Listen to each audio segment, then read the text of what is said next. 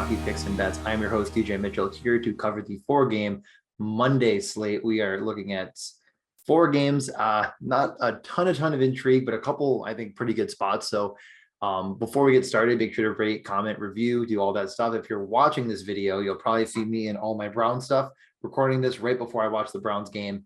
I'm already predicting a loss to Baltimore, but let's just get to the hockey because we don't need to hear about how sad my Browns fandom life has been. So 4 games, and the first one we're going to talk about is Seattle at Buffalo. I was lucky enough to be in attendance for another Sabres win. I'm actually undefeated on the year going to Sabres games. Watched them take down the Montreal Canadiens. They are now going to have their first ever battle with the Seattle Kraken. So yeah, it's definitely going to be one of those games that I, again, take the under in. I've been taking the under in almost all the Sabres games that Aaron Dell did not start in, because once I see Aaron Dell's name on the scorecard, I'm just immediately saying, well, it might be over, it might be under, but I don't trust Aaron Dell to stop a beach ball, so going to not touch it. This matchup, though, does project incredibly well to be a very low event, very low pace, very low expected goal matchup between two teams that have struggled mightily to produce offense. The Sabres, outside of a couple guys this year, have been, I would say, pretty bad. They hit the under the other night by coming back to tie the Red Wings and lose in overtime. They didn't produce a single power play, so that definitely hurt their offensive upside. And in this matchup, I just think that Seattle is a slightly better team on paper. They have not been able to put too much to work on that. Their last game out, they did beat the Florida Panthers on the road, so good on them, I guess. I do think that line of Yanni Gourde, Eberle, and Schwartz will stay together. It was their best line, and I do think it can do some work against the Sabres top unit in Thompson, Skinner, and Olofsson. And if that's the case, I'm just not betting on any of these other Sabres lines to do anything of value. Cousins has been great, but you put him with a legitimate AHLer in Brett Murray and a pretty much AHLer in Kyle Okposo, it hurts his upside, and the other two lines just don't have a lot to offer. So yeah, this game just kind of sets up nicely to be a fade for me in all avenues. I do think it'll be somewhat popular to get pieces of this game in DFS because it is incredibly cheap. The most expensive forward on this entire game is Eberle at $6K, and then everyone else is below that. So you're getting a ton of value here potentially, but I just don't know where I'd go with it because I'm not gonna stack up the top line, if you will, than Gourde, Eberle, and Schwartz because it doesn't correlate very well on the power play. Eberle was with Donskoy, Dunn, Johansson, and Wenberg. Not fantastic there. The Wenberg, Johansson, Appleton line is kind of your pseudo unit number 2. I think some people might jump on it. I guess you could talk me into a Marcus Johansson revenge game, but he's never been much of a rate shooter. So again, this game is probably a fade for me, more or less in DFS in most prop avenues. And really just from anything but the under here. I think some people might find themselves looking at the 2.5 Tage Thompson prop. He actually has been a really good rate shooter over the course of November and on the season. But I don't love the matchup. I don't love seeing him against that Yanni Gourde line. I do think that Yanni Gourde is actually a good defensive center that could probably take away most of his game. So I don't really think I'm going to be finding a lot of props here. It just seems unnecessary.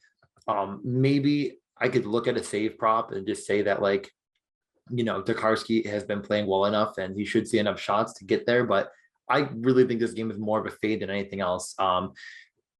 Sabres plus 120 at home, not the worst thing in the world. Seattle struggled a lot, so that's probably where I'd side here, but not a whole lot to get to in this one. The next game we're going to cover is Arizona at Winnipeg. Winnipeg's going to be popular in DFS. There's not a doubt in my mind. They're extremely big favorites at home, minus 295. It doesn't feel like much of a thing to take. They've been a very hot and cold up and down team. They go out and get absolutely trounced by Minnesota, I think on Friday, and then come back on Saturday and take care of business on the road at a much better Calgary team. So yeah, not sure what's up with them. They're not overly expensive on DFS. I do think shot props are going to be really fun to take here. They should be able to dominate possession, dominate the shots. I've been taking Ehlers at 3 as much as I can find it. He's hit on every slate since the 18th of November, and he had 1 push. So pretty cool stuff from him. I do think he'll continue to do that. And if you find him at 3.5 is a little bit shady, but if you get plus money, you can parlay that together and feel pretty good about it in this matchup. They didn't let me pull up their lines. They did not practice on Sunday, so we didn't get any units from them. But in their game against Calgary, which I mentioned they won, they had Scheifele, Connor, Wheeler. So back to that unit instead of having Connor with Kopp and Ehlers. Ehlers did get bumped down to the third line, if you will, and Svechnikov went up to that second line. So that does hurt his upside a bit, but I think he's just too talented to stay there very long. Kopp, Dubois, and Svechnikov, I just think Ehlers is going to get the bump back up. I think he's within the doghouse for a short stint, and that shouldn't last, but we'll see. The top power play with Connors, Ehlers, Pionk, Scheifele, and Wheeler. So absolutely loaded top line, top power play. I think that's where I'm going to find most of my DFS exposure is through that Connor, Scheifele, Wheeler line, because it's Arizona. It's not overpriced. With all that being said as well, it really does set up well for Kyle Connor to continue to be a dominant rate shooter. He had back-to-back threes in a row and shot on goals. If you find him at 2.5, it feels incredibly safe. If you find him at 3.5, I don't hate it, just because Scheifele and Wheeler especially are pretty historic pass first guys. Wheeler's been a little bit kind of back and forth. He has a couple games, here or there where he puts up a 4 or 5. You never know for sure, but Connor is definitely the rate shooter. He's definitely the top guy in this game. And as I already mentioned, Winnipeg projects incredibly well. They're actually second on the slate in expected goals, kind of compared to their aggregate. The game pace isn't that bad either, which is kind of why I hate to say this out loud, and I don't want anyone to tell their friends, but if you do stack up Winnipeg, it wouldn't be the worst thing in the world. And I've been very against doing this, but playing like a small piece of Arizona, they've actually won a couple DFS slates because they're so incredibly cheap, and their top guys are getting pretty big minutes. So Keller, Boyd, and Kessel also over 20 minutes. Keller and Kessel, 22 and 24, both power play one with Chychrun and Gostisbehere. It's a little bit better with Barrett Hayton because I don't really trust Boyd all that much. Boyd is, God, I can't even freaking find him. He is real cheap, 3,600. Not a great rate shooter, definitely a stack only option. He has 3 straight games with a goal in it. That's probably going to run out at some point, but what I'm really getting at here is I think Winnipeg's a really strong value in DFS. I think their guys I already mentioned are very good rate shooters, and they should have a lot of opportunity to shoot. And I don't really trust Arizona to stop them. If you do take any Arizona, Chychrun has gotten really expensive. I do think his props are still not priced correctly. You can't always find them either, but 2.5 shots for him seems to be pretty low. He's really getting back to his old self of last year when he was an absolute jam almost every night, every slate. The books just didn't seem to get him right. We don't have anything up right now, but whatever site you're looking through, check for Chychrun. He's not always listed, but if you can find him, he's a really good value there on most sites.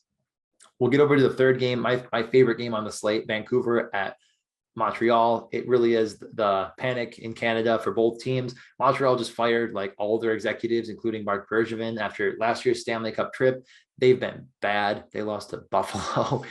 So yeah, it's been quite a mess there. I do think there'll be more changes to come. And, even though they lost to Buffalo, they go out and they beat Pittsburgh, and then just, I guess, right back to let's fire everyone. But I mean, something had to give there. I kind of think they didn't really trust Bergevin to go through the trade deadline and start trading off assets like Gallagher, et cetera. So if you played Montreal on Saturday, I didn't play it all on Saturday. Josh Anderson, Dvorak, and Toffoli went absolutely nuclear. I can't imagine that line gets broken up after an absolutely dominant performance where they had 4 goals, I'm pretty sure, and I guarantee won the slate. I do think that'll be decently popular because it is really, really cheap again. So I think, that Montreal, Winnipeg kind of game, the stack each of them is going to be pretty easy to do. With all these changes, it's one thing that's tough is Toffoli, Dvorak, and Josh Anderson are all good rate shooters. Anderson had the 6 shot on goal game. So I think people will kind of look at his props and be pretty in on it, but it is tough. Dvorak had 5 in his own right. So all these guys are good rate shooters. The matchup is pretty good against Vancouver, so I don't really have a problem with any of them. I was seeing Dvorak as low as 1.5, 2, so I do think that's really easy to jump on. Josh Anderson isn't always found, but you might find him at a 2 or a 3, or a 2 or 2.5. And again, I don't mind jumping on that either because this line looked so good that I do think they may have something going on there. The power play correlation was Anderson with Dvorak, but not Toffoli. Toffoli was on the other unit. Sami Niku, man, the point there. And then the unit with Dvorak and Anderson, had Sherratt and Petrie. So if you're kind of looking to stack a defenseman in there, Petrie is pretty cheap. He's a guy I really liked, but they had him down at 1.5 shots, and he back-to-back doesn't quite get there with one in both. I know he had way more attempts in that Sabres game I was watching, and didn't quite. He had one wide open look and his stick shattered. So I do think as his prop continues to stay at that 1.5, that he's going to bounce back, and we're all going to be kicking ourselves for not getting on it earlier. So I do like him as well. I'm not really looking elsewhere. I do think that a guy like Caulfield will be interesting very soon. He's only getting 11 minutes in that last game, that big 6-3 win. Don't love that. But on the other side, the team that actually is projecting the best on the kind of the spreadsheet that I'm using is Vancouver. And, Vancouver also going through a very, very tough transitional phase. Both of these teams have struggled way more than they obviously would have liked to, but also the fans are willing to accept. Vancouver, I do think, they're actually playing right now against Boston. So we're going to, have some new lines and new units potentially. You never know. They just seem to change them up almost every single slate. But Vancouver, I do think will get overlooked just because their pricing is just high enough to where you might not be able to afford all that Winnipeg you want. It's also high enough where you can't afford Pittsburgh one. You can't afford Calgary one in the last game of the slate. So it is going to be a bit tricky to kind of put together exactly what you want. And for that reason, I'm going to try to make sure I do have a 4 or 5 man Vancouver stack. Just because I do think that it's going to be a bit lower owned than I think it should be. And I do think that these projections aren't completely off. The Canadians have been really, really bad.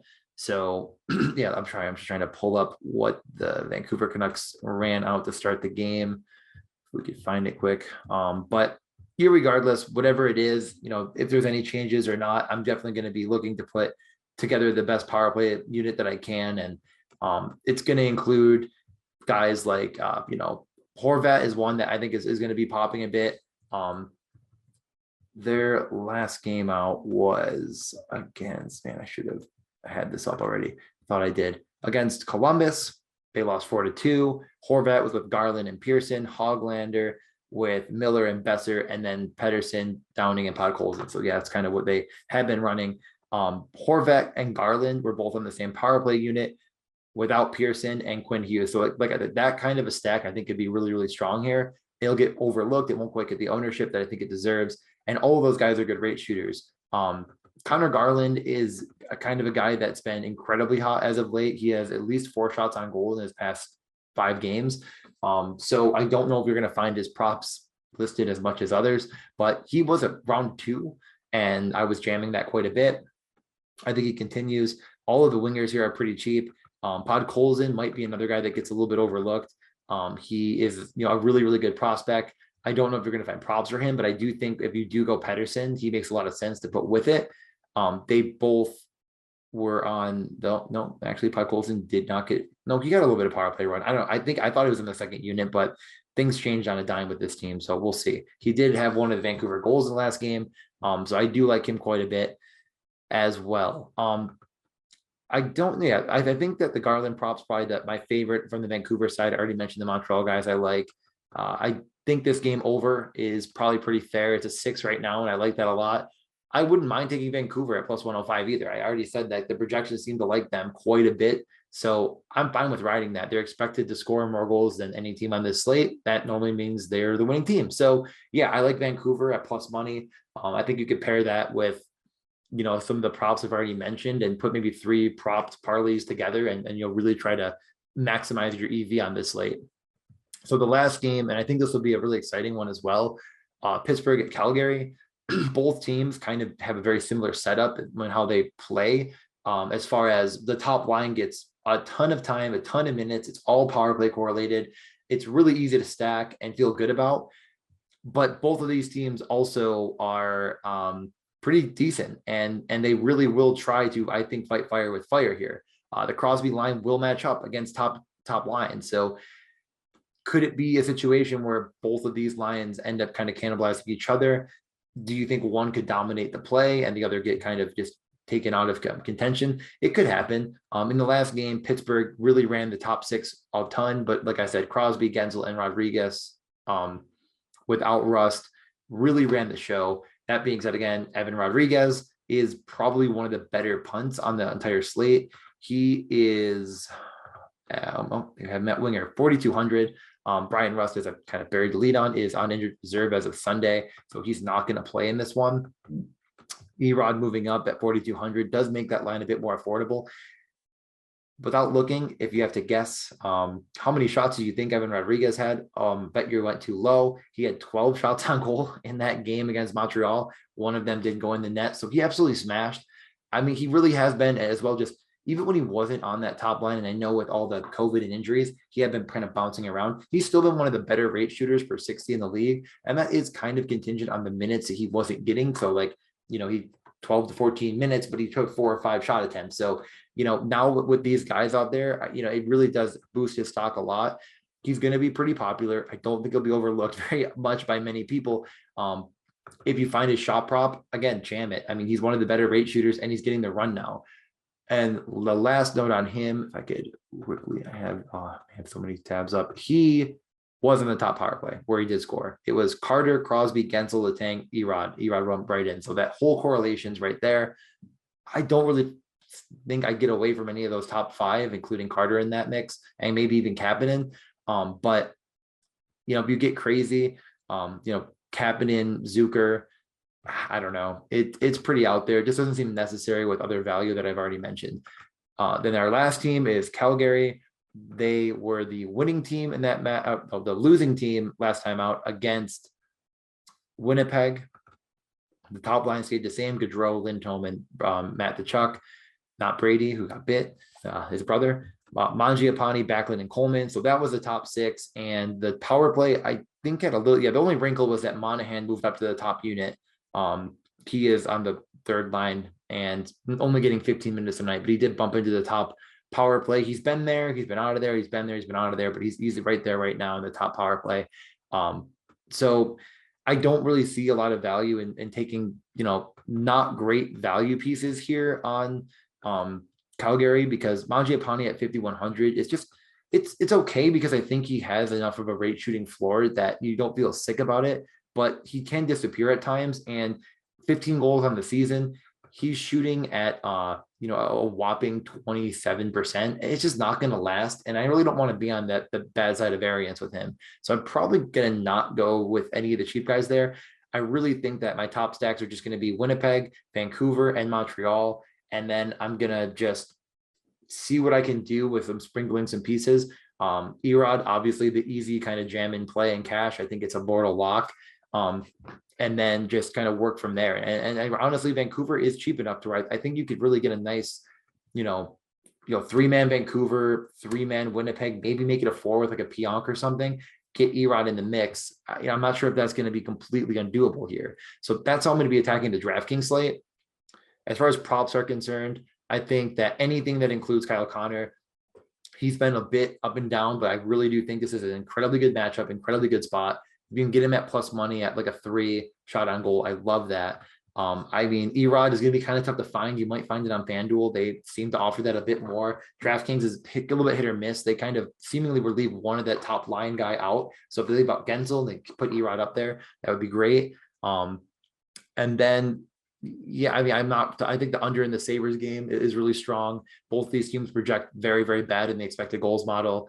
So I say, under there seems like a fun bet, as long as the goaltending wheels don't fall off, which have for both teams, at least throughout the season. And then the over in the Vancouver Montreal game.